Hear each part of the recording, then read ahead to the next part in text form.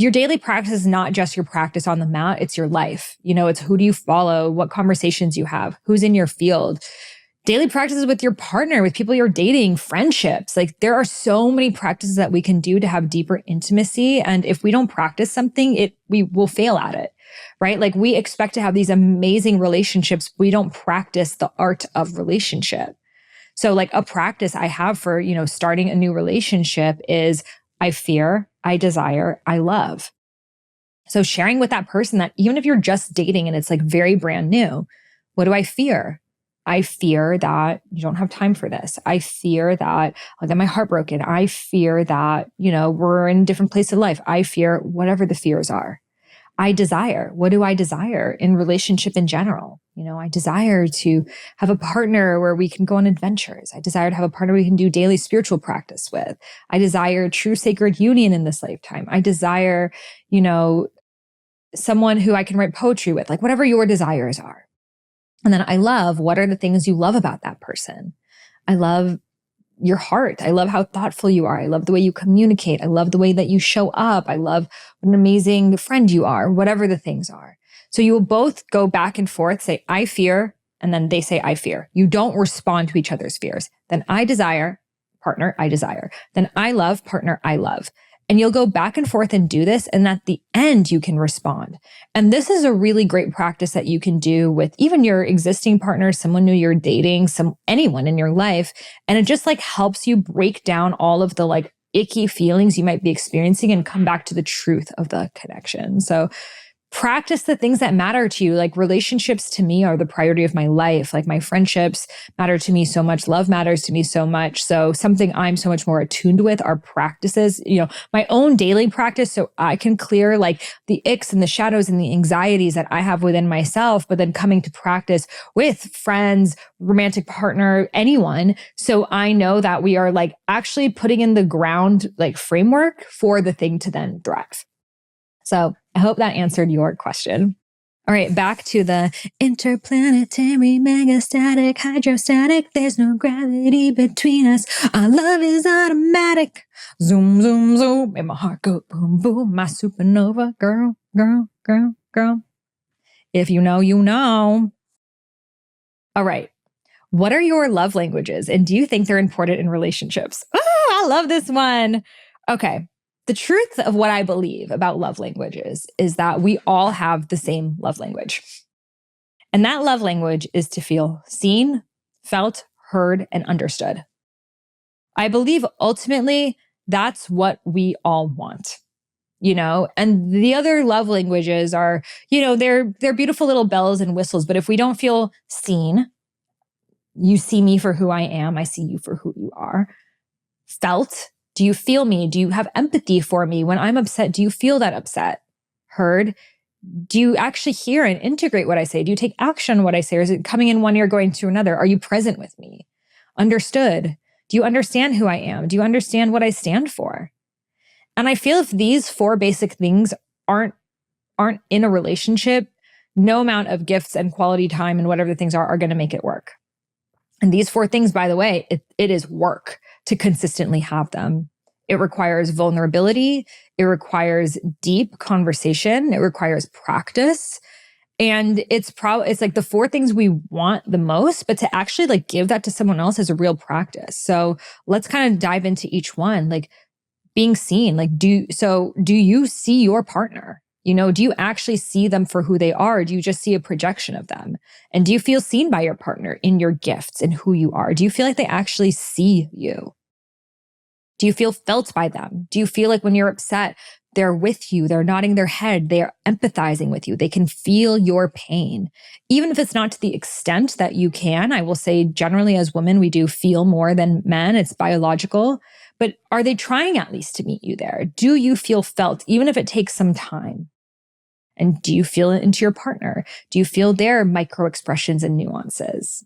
It's impossible for us to remain high vibe all the time and be in relationship, because when that partner is feeling something, we're going to feel something. And we need that attunement with our partners. Heard.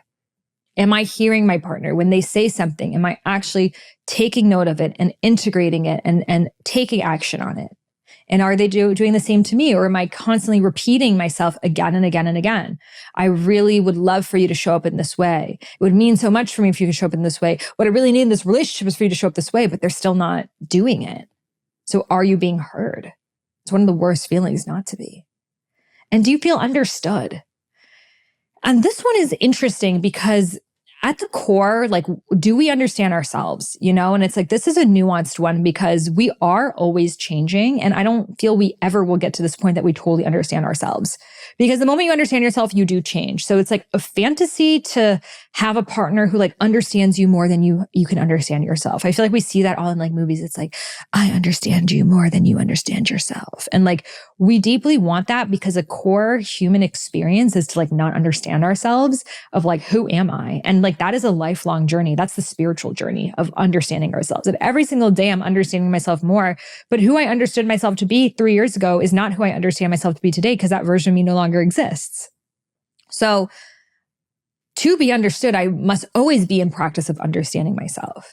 And that requires inquiry, meditation, contemplation, daily practices, like I mentioned, breath work and embodiment. If you go on plant medicine journeys, just deep introspection, journaling, coaching, these are all ways of knowing ourselves. And that is the journey of a lifetime.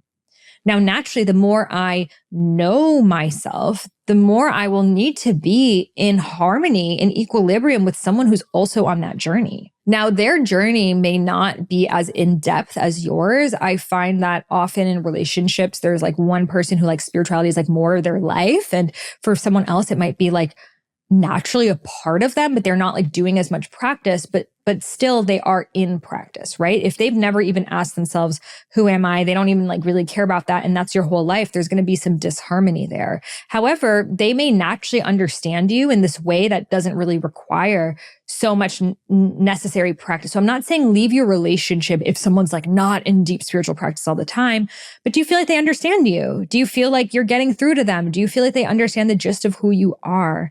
And the only way we can do that is to understand ourselves and then to express that. I can understand myself, but then not tell anyone. And then how do I expect to be understood when I'm not letting them know? A key part is it's like, we can't be that teenager that like goes into their bedroom and shuts the door and is like, you don't understand me.